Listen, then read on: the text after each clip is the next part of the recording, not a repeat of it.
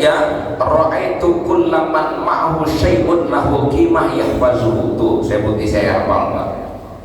Ra'aitu, kata Syekh Hatim Al-Asam, saya melihat setiap orang yang memiliki sesuatu yang dianggap berharga, dia akan berusaha menjaga dan merawatnya. Ra'aitu kullaman ma'ahu syai'un lahu qimah yahfazuhu. Aku melihat setiap orang ketika memiliki sesuatu yang dianggap berharga, pasti akan dia jaga dan akan dia pelihara. Benar kan? Benar. Tapi kesungguhan itu kemudian beliau bandingkan dengan apa yang dalam Al-Quran. Kata beliau, "Tsumma nazartu fi qaulillahi ta'ala." Kemudian aku mencoba melihat sebagai bahan perbandingan di dalam firman Allah Ta'ala, ternyata ditemukan ayat ma indakum yanfad wa ma indallahi baq. Apapun yang ada pada kamu, apapun yang kau miliki itu pasti akan sirna. Apapun yang kau punya itu pasti akan hilang. Tetapi apa yang ada pada Allah akan kekal abadi. Ma indakum yanfad wa ma indallahi baq. Paham? Paham, Pak? Belum? Nih saya balik lagi ibu-ibu biar enak kalau ngomong sama ibu, enak. Dia seru aja dia ngomong. Bu, ibu tuh kalau punya emas itu dijaga, Pak. Bapak tahu nggak kunci emasnya berapa? Ini mama kunci emasnya jangankan 10 kilo, Pak, 10 gram aja itu emas. Itu kuncinya bisa 6 sampai 7, Pak. Kenapa? Emas berharga nggak? Berharga, maka dijaga betul. Nggak pernah ngitung, Pak. Satu dompet dari toko emas, 2 kotak perhiasan, kan kalau di rumah ditaruh di kotak. Yang ketiga laci lemari, karena kotaknya masih disimpan di dalam laci. Udah berapa tuh? Laci lemari adanya kan di dalam lemari. Kan kalau kemana-mana ditutup nggak lemarinya? Berarti udah berapa? Lemari itu ada di mana? Dalam kamar. Kamar kalau dia mau ke pasar nih kuncinya. Berarti udah berapa? Kamar di mana adanya? Rumah kalau di keluar masuk ada pintunya. Dikunci nggak kalau mau kondangan? Udah berapa? Rumah ada pagarnya. 7 kan? Karena saya belum sadar tuh jagain harta sampai kayak begitunya. Yang punya motor baru, padahal dari pabrik, dari sononya itu kunci udah ada 2, satu kunci starter mesin, satu kunci stang. Tapi saking sayangnya mau motor baru ditambahin kunci tambahan, ada yang kunci sok di depan, ada gembok di belakang, ada alarm. Udah berapa? Naruhnya di mana motor kalau mau tidur? Rumah. Kalau dikunci rumahnya. Udah berapa? Juga. Rumah ada pagarnya. Berapa?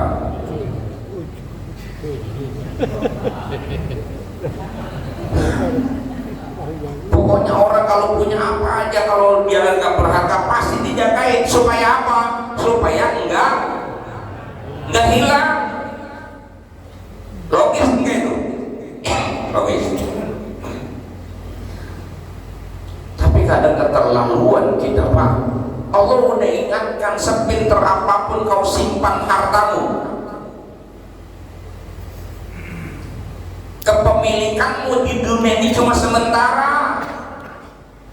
Harta berupa surat-surat berharga disimpan di dalam kotak, di dalam berangkas, duit disimpan dalam berangkas, emas tadi dengan 7 lapis kuncinya. Ma indakum yanfad. Apapun yang ada padamu akan lenyap, apapun yang kau miliki akan sirna, apapun yang kau punya akan hilang. Tapi apa yang ada pada Allah akan tinggal pilih. Mau ini bener nih.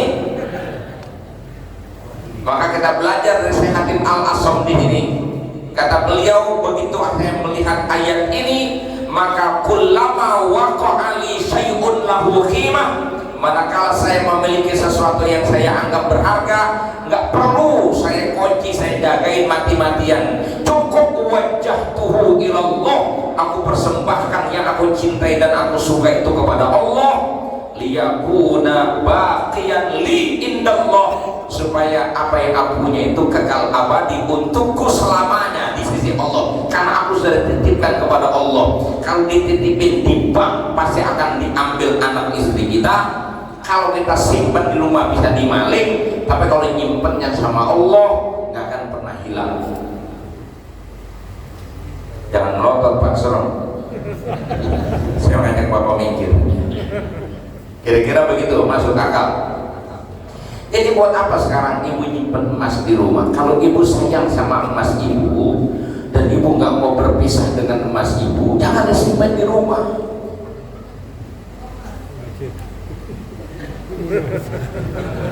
Simpan di Allah. Serahkan tabarruan untuk aktivitas sosial dan keagamaan. Kirim ke Allah. Kirimnya tidak lewat tiki dan gini. Kirim lewat ke Baitul Makmur. Pak, saya punya emas 100 gram. Saya titip harta saya di masjid ini, terserah mau digunakan untuk apa. Saya titip ke Baitul Makmur. Saya gak mau berpisah dengan harta saya. Saya kepengen emas saya kekal abadi untuk saya, karena nyimpennya sama Allah. Keren gak? Jangan keren duitnya kita ampun. Keren mah keren lagi ngaji. Bapak punya uang berapa miliar juga Pak, besok mati kepemilikan kita udah selesai. Maluka ma qaddamta, dalam kitab Farhatun Nufus sarahnya terjal sebutkan begitu. Maluka ma qaddamta wa ma akharta liwarithika, sesungguhnya hartamu itu yang kau gunakan, sedangkan yang tidak kau gunakan yang kau simpan itu semua bukan milikmu lagi. Jam 8 kita mati, jam 8,00 detik sejak itu juga kepemilikan kita berpindah tangan Pak, menjadi milik orang. Cuma sebatas itu.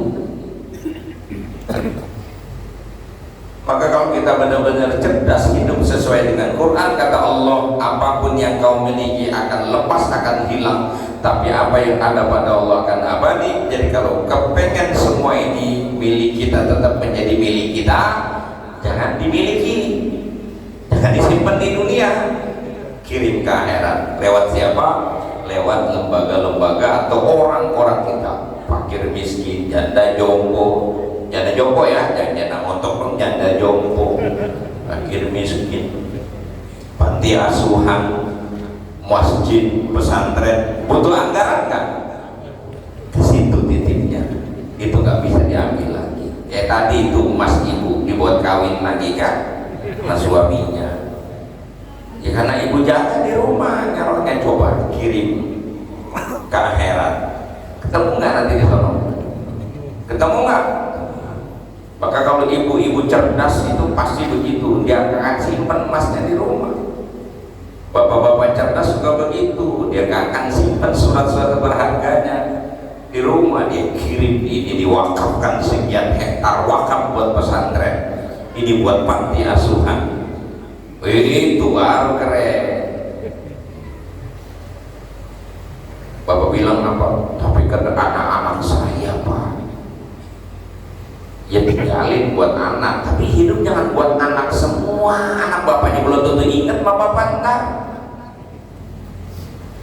Bapak punya harta, makanya aja sayang. Begitu bapak mati, harta jatuh ke anak. Anak bapak laki-laki punya bini, kalah sama bini, habis batanya jual sama bininya. Bisa begitu enggak? Bisa. Bapak aja sayang-sayang, makanya. Atau jadi waris anak, atau anak perempuan, lakinya sableng, ya habis juga bana bapak dibuat main judi sama lakinya, suwek lagi ada.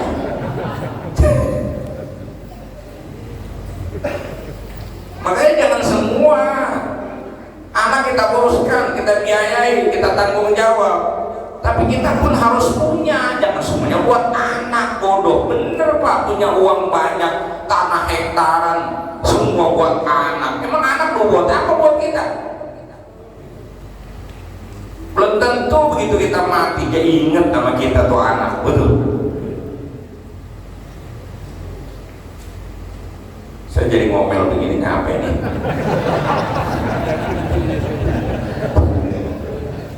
Saya belum tidur, efek belum tidur ini jadi begini. Harap belum tidur belum. Nah, saya lanjut yang keempat. Ra'aitun nas yarji'una ilal mal atau yurja'una ilal mal wal ahsab wasyaraf. Aku melihat dalam kehidupan ini manusia itu menjadikan harta, kemuliaan, harta, jabatan, kemuliaan itu menjadi rujukan. Gitu. Kata Syekh Hatim Al-Asam. Sementara aku melihat di Quran ada ayat yang bunyinya inna akramakum indallahi, orang yang paling mulia di sisi Allah adalah orang yang paling bertakwa. Kata Syekh Hatim Al-Asam, manusia itu memandang orang dari hartanya, dari pangkat dan jabatannya, dihormati dan tidak dihormatinya, seringkali rujukannya harta, pangkat. Sementara Allah menghormati dan memuliakan manusia bukan dari sisi itu, bukan dari pangkat dan harta dan kedudukan. Allah menghormati hambanya dari sisi ketakwaannya. Maka kata Syekh Hatim Al-Asam, maka aku berusaha untuk menjadi hamba yang bertakwa, li'an akuna kariman indallah, supaya aku ini mulia di sisi Allah, gak ada urusan depan manusia. Dan kita hari ini malah nggak mikirin posisi kita di hadapan Allah bagaimana, kita lebih mikirin posisi kita di depan manusia. Padahal nurutin maunya manusia ini hidup bikin capek Pak. Hidup nurutin selera orang, mohon maaf. Lagi senang Pak dia, kita dipuji-puji. Besok Pak kalau jadi nggak senang sama kita, enak dia melihat kita. Dan itu kenyataan dalam hidup kita hari ini. Mati-matian kita kejar penghormatan manusia. Sehingga dalam kitabnya Imam Haddad mengatakan tuh, dalam hikamnya Imam Haddad itu menyebutkan tuh, dakwah al-hirth ala dunya thalatha. Faktor yang mendorong orang rakus kepada dunia itu tiga. Di antaranya ta'zimun nas li arbabiha. Karena manusia ini cenderung selalu menghormati orang yang memegang dunia, orang yang punya harta banyak dihormati. Di sini kalau orang mati ditahlilin kan? Tuh, coba dah. Itu yang tahlilan beda Pak, antara yang kaya sama yang susah kalau mati. Kalau yang kaya nih mati, yang tahlilan, sampai nambah tiker digelar nggak cukup, nambah tiker musola. Giliran yang mati orang susah, dari maghrib digelar untuk tiker sampai bubaran tahlil gak ada yang dudukin. Sama saudara juga begitu perilaku kita. Ini lebaran nih, silaturahmi, saudara yang kaya junjung berung diparanin. Coba saudara yang susah di kampung sebelah aja kelewatan, nggak disabak kata orang Betawi bilang mah. Pokoknya kalau orang kaya tapin aja kita tuh. Ya mohon maaf ini mah, kadang-kadang Ustaz juga suka begitu itu. Ya saya harus berani otokritik namanya ini. Ya, kalau orang kaya yang undang dari bis maghrib udah ganti KMBHS. Tapi gini orang susah yang ngundang apa dijemput? Pak Kiai jamaah udah kumpul. Lah, mau acara apa? Kan tadi sore saya udah ngundang Kiai. Selamatan di rumah saya. Oh, lupa. Itu bukan orang saya, itu mah saya ngasih contoh kan saya daripada mendorong dengan saya. Rasa hormatnya beda, daya tarik itu. Saya lihat orang kaya kalau dia ngomong orang begini semua, udah kayak koyok dengan geledek. Kagak percaya, Coba lihat orang kaya kalau ngomong, itu yang dengerin samping kiri kanan, semua itu gini, kayak kuyuk dengerin gue ada brel. Iya.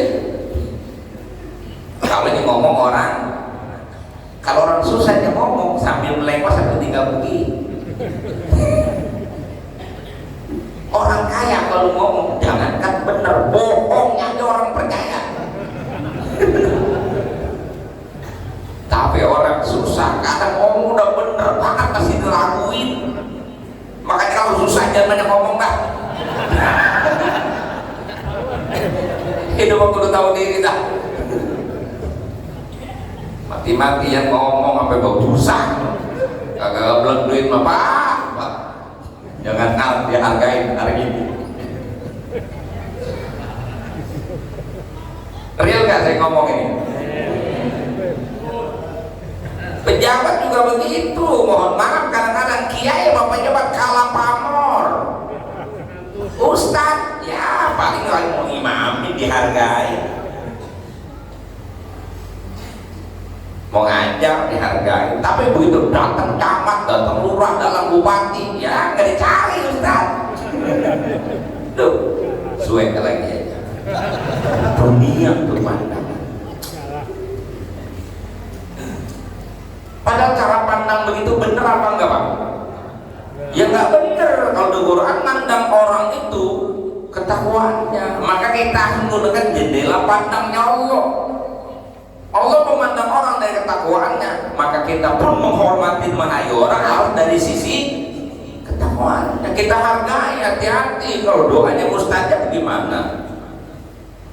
Bukan berarti nggak boleh hormat sama orang kaya, nggak boleh hormat sama, bukan. Maksudnya kalau kita bisa hormat sama orang kaya, bisa menghormati orang yang punya jabatan, kenapa kita tidak bisa menghormati manusia? Gitu.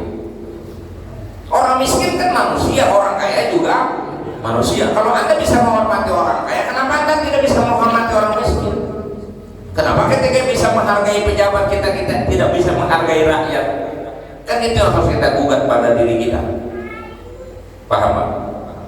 Udah paham, saya lanjut. Yang kelima, ra'aitun nas yatahasadun.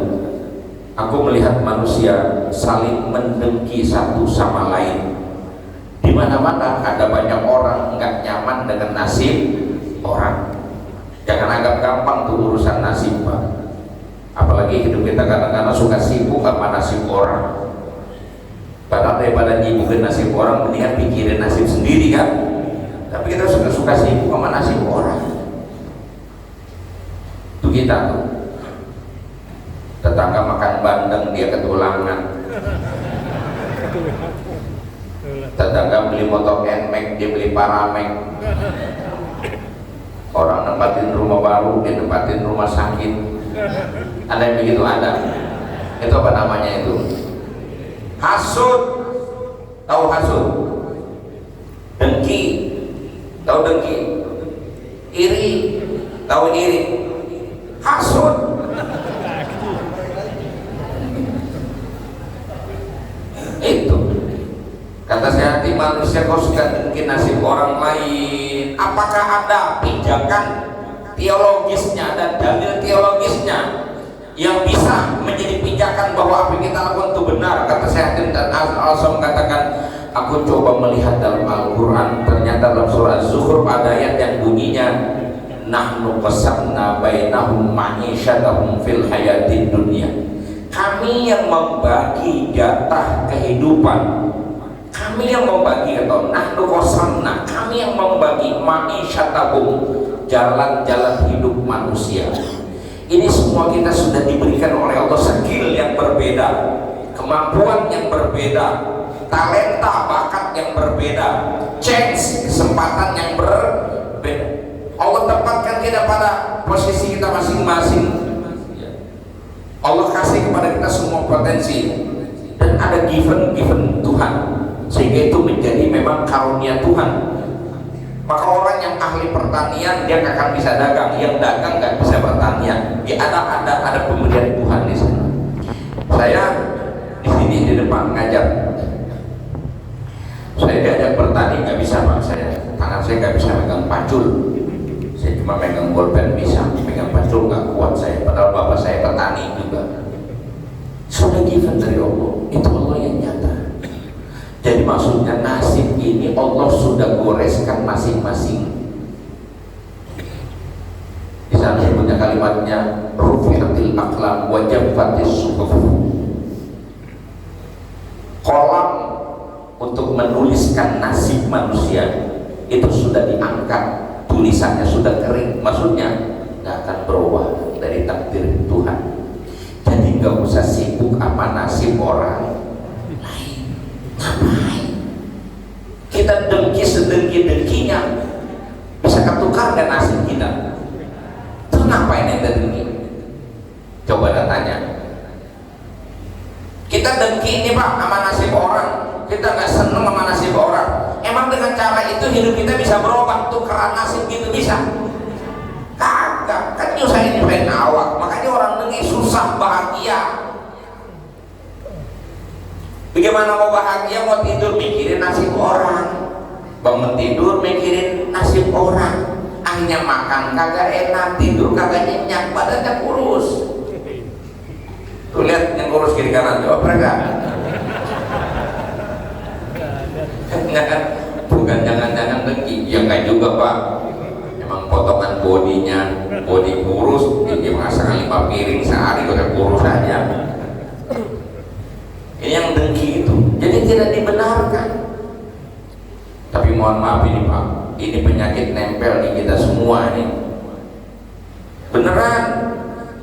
Dong, enggak saya nggak dengki, nah, sok suci. Anda akui, lo ustad tokoh agama kiai itu penyakit yang paling berat yang nempel di diri dia itu dengki cuma. Bener, makanya suka pada kagak akur, ustad sama ustad suka kagak akur. Mengapa sebabnya? Kagak nyaman sama nasib yang sebelah. Yang ini ustad baru, pengikutnya banyak, ini udah lama segini-gini aja kan sewot lama-lama ngeliat. Bisa terjadi nggak? Bisa. Akhirnya yang ini jelek-jelekin yang ini bela diri jelekin yang ono. Coba yang ini punya jamaah 100, yang ini punya jamaah 50. Berapa orang yang ribut? Ya gak akur. 152 Pak, yang kerongnya 2 ini 100, ini 50 biar kerongnya. Umat gampang bersatu kalau ustadznya sudah pada akur, beres kan? Kenapa susahnya? Ya ustadz susah akur, kenapa? Bukan sekedar beda pendapat, tapi ini terkait dengan beda pendapatan. Maksud saya yang begitu bisa nggak terjadi kira-kira? Kan saya nanya ini kira-kira bisa terjadi nggak? Lo kalau di ustadz aja bisa terjadi, apalagi di ente. Gitu maksudnya.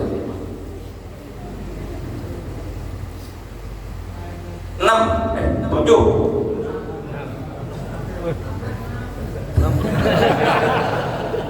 Yang 6, wa ta'un nas yata'adun. Aku melihat manusia di mana-mana senang banget bermusuhan. Tamannya ngomong doang damai itu indah, tapi dikit-dikit ribut, pilpres ribut, besok pemilihan bupati ribut lagi, apa pemilihan RT bertengkar lagi. Kagak ada berhentinya. Selesai kampanye, selesai pemilu, pilpres segala macam, urusan lain lagi, ribut lagi. Kok hobi banget sama ribut di manusia? Apakah ada pijakannya yang membenarkan manusia itu ribut dengan manusia bermusuhan dengan manusia? Ternyata tidak ada dalil pendukungnya. Justru kata Syekh Hatim Al-Asam, "Tsumma nazartu fi qaulillahi ta'ala," dan aku melihat sebagai data pembanding di dalam Al-Qur'an, Allah berfirman, "Innasyaitana lakum aduwwun fattakhiduhu aduwwa." Sesungguhnya setan itu adalah musuhmu, maka jadikanlah setan sebenar-benarnya musuh. Manusia ini bukan musuh sebenarnya, manusia ini saudara Pak kita. Apalagi kalau kita bicara tentang ukhuwah, Allah sudah konsepkan itu dalam Al-Quran surah Al-Hujurat dari ayat 10, penegasan bahwa mukmin mesti bersaudara. Ayat 11, 12 itu juklah juknisnya supaya persaudaraan tetap terjaga. Ayat 12 konklusinya bahwa kita hidup ini lahir dari satu jenis, Pak, kita bersaudara, dan nanti Allah menilai kita bukan dari suku dan ras, tapi Allah nilai kita dari takwa kita di ayat 13 nya begitu. Jadi konstruksi Islam ini mengajarkan kita manusia itu bersaudara, bukan bermusuhan, tapi realitasnya di mana-mana terjadi permusuhan. Padahal permusuhan kita tuh hanya boleh terjadi antara manusia dengan setan, manusia dengan manusia saudara. Kalau sama setan memang dari sononya udah musuhan. Jadi ini harus betul jalan hidup kita ini. Umpamanya ada orang bilang, Ustaz, kalau kita bersaudara mulu akur-akur aja, hidup jadi kagak seru. Ente pengen seru hidup, Allah siapin musuh ente biar seru. Siapa? Setan. Jadi kalau ente bernafsu untuk punya musuh, setan itu musuhmu. Jangan sama manusia musuhan malah itu kan setan beneran itu jadinya. Jadi kenalin besok siapa dia, oh dia manusia saudara saya. Yang musuh saya itu setan itu. Oh tapi dia kan nggak sejalan sama saya. Iya tapi kan dia manusia saudara, cuman lagi nggak akur gitu aja. Kalau manusia saudara nggak akur, dia kan harus diupayakan supaya akur. Tapi jangan bilang dia apa musuh gua, salah. Manusia mah bukan musuh, manusia itu saudara. Jangan rusak iman kita hanya gara-gara kesombongan kita atau ingin menang, tapi kita rusak ukhuwah, iman kita rusak, agama kita rusak. 7. Ra'aitun nas yudilluna anfusahum fi talabir rizq. Aku melihat manusia seringkali menjatuhkan dirinya dalam kehinaan ketika mencari rizki. Dalam Islam itu diperintah kita mencari rezeki yang halal, halalan thayyibah. Silakan. Fantashiru fil ardi wabtaghu min fadlillah, silakan cari. Tapi nyatanya banyak orang menghinakan dirinya di dalam mencari rezeki. Halal haram dilanggar, kewajiban diabaikan. Itu namanya menghinakan dirinya di hadapan Allah, padahal yang dia cari kan milik Allah. Rezeki itu milik siapa? Milik Allah. Allah punya aturan, kita harus taat dengan aturannya. Nyatanya mencari milik Allah, tapi Allahnya kita lawan. Kewajiban sholat yang Allah tetapkan kita langgar, kewajiban zakatnya kita abaikan, larangannya malah kita tabrak.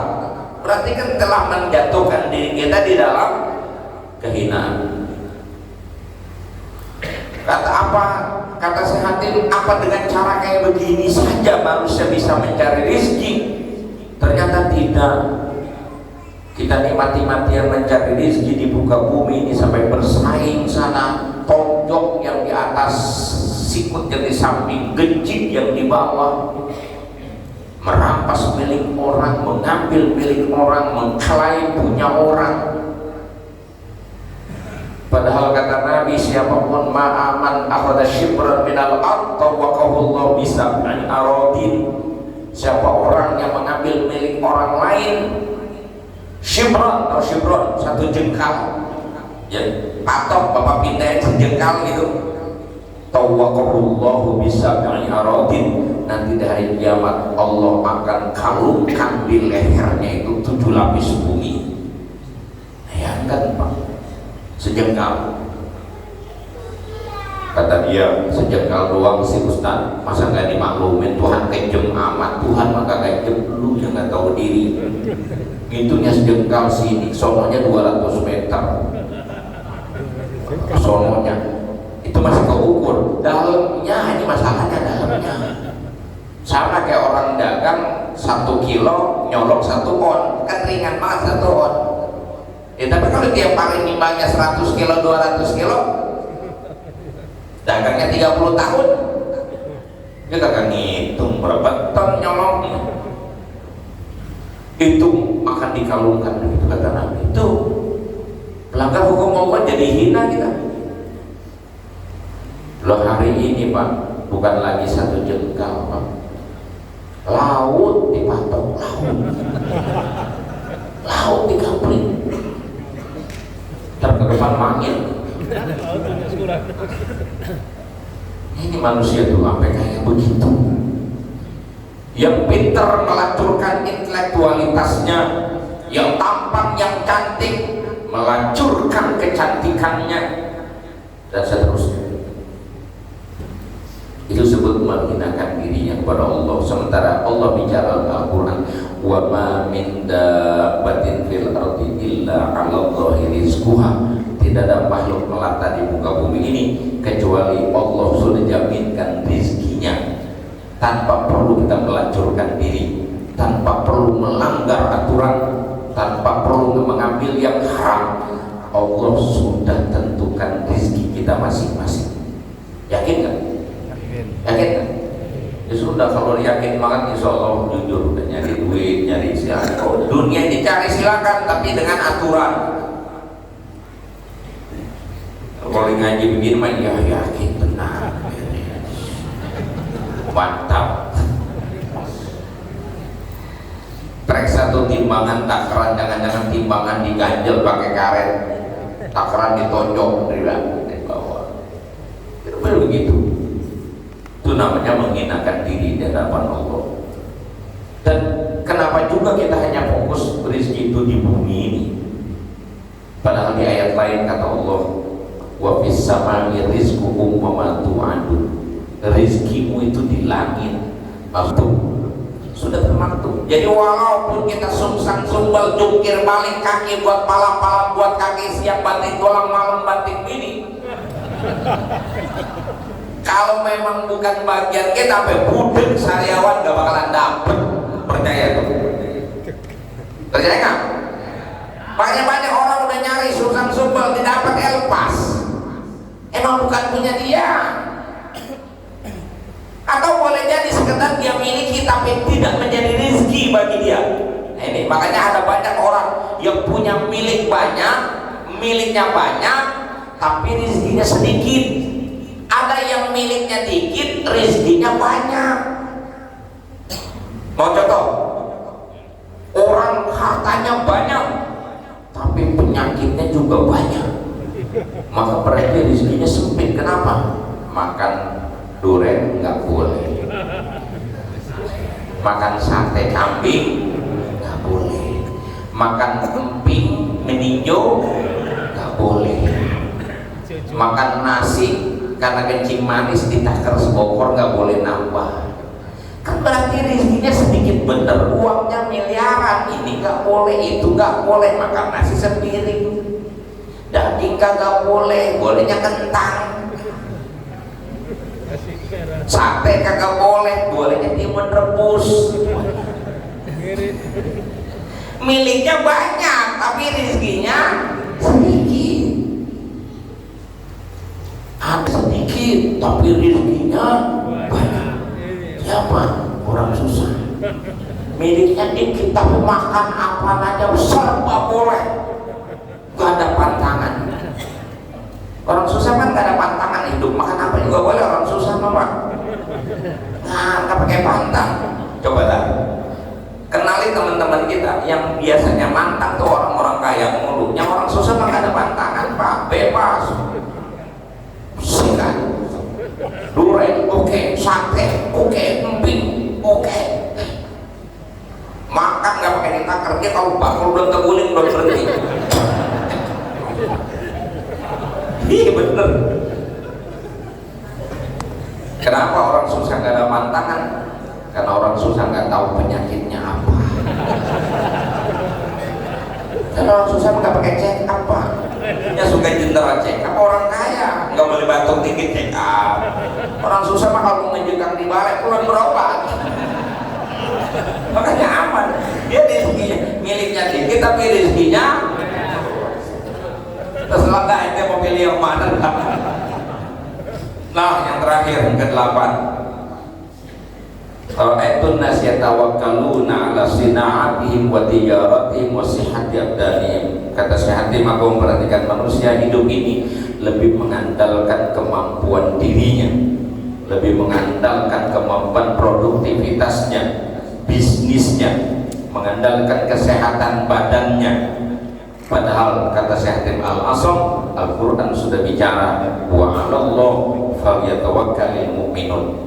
Hanya kepada Allah lah hendaknya setiap orang beriman itu bersandar, bukan mengandalkan kemampuan diri kita, bukan mengandalkan harta kita, bukan mengandalkan kemampuan kita, tapi orang beriman sejatinya selalu mengandalkan dirinya kepada Allah Subhanahu wa Ta'ala.